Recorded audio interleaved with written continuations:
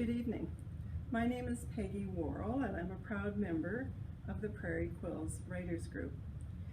As we all know, our lives are a mixture of some ecstatically happy moments and some painfully difficult times, and in between a lot of ordinary days.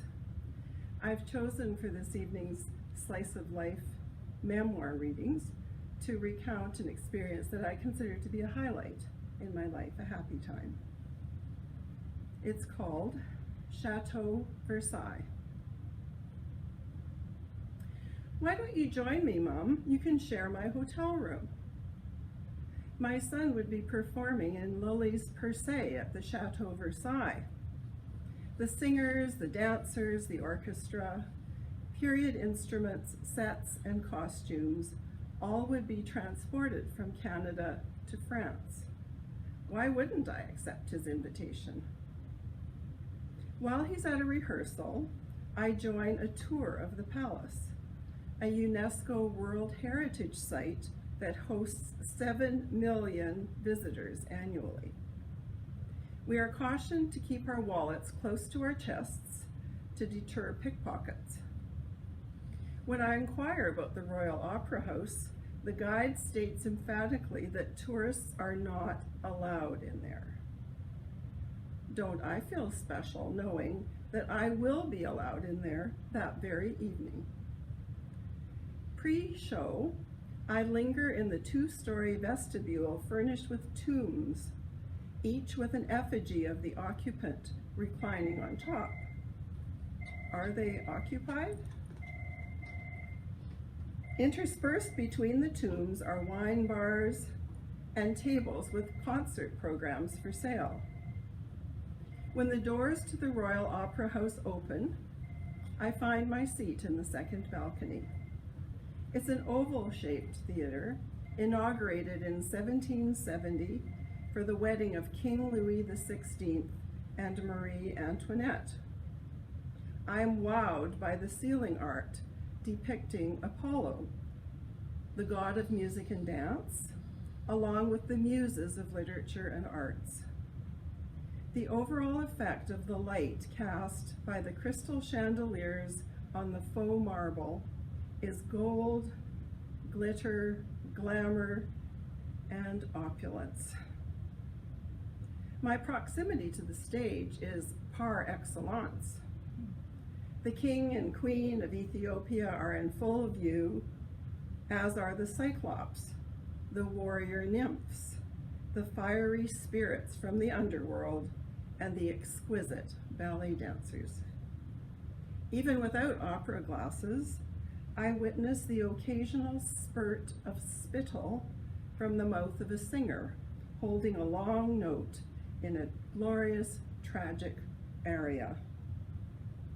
My son is Worrell, one of 3 sinister gorgons, bare-chested in red leotards with ragged entrails and menacing crowns.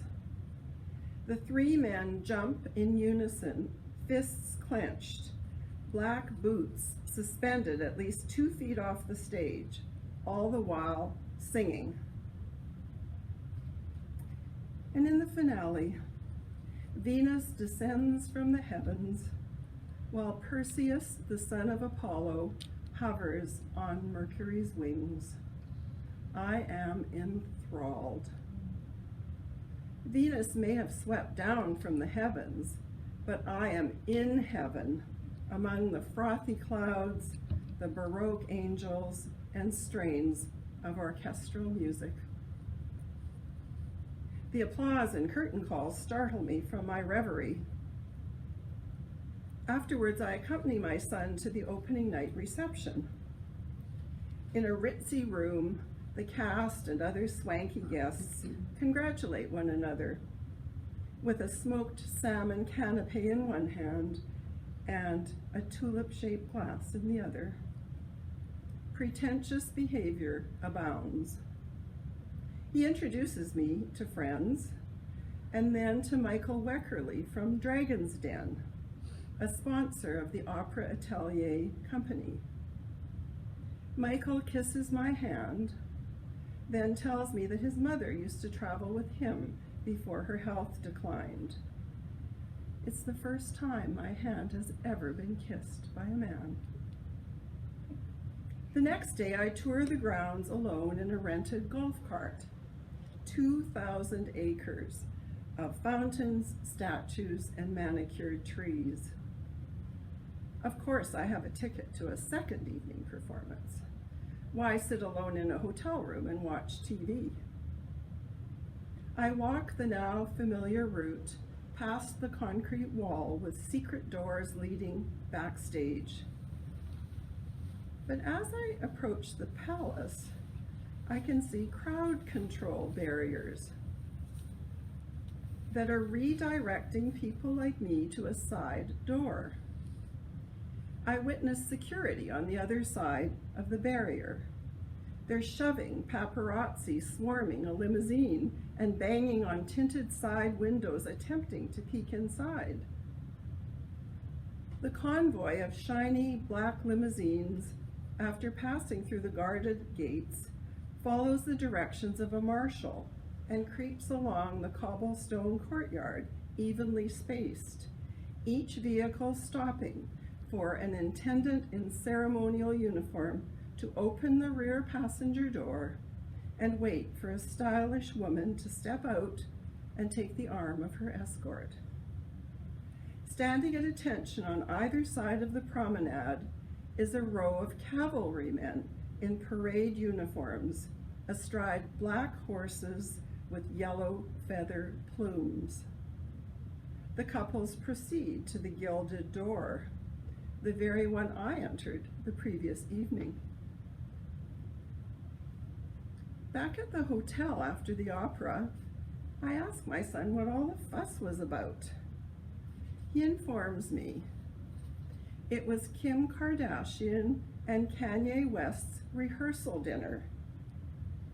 Pardonnez-moi, how could I not have known? It was their bash before flying to Florence for their wedding the next day. When I, like Michael Weckerly's mother, and am unable to travel, I will show a care aide the ticket stub and the program with the glossy centerfold of the three men jumping in the air, and I'll say, look, this is my son at the Chateau Versailles. He's a tenor. And she will politely feign interest. My time in Versailles in May 2014 was divine. I was immersed in talent, refinement, extravagance, and ostentatiousness.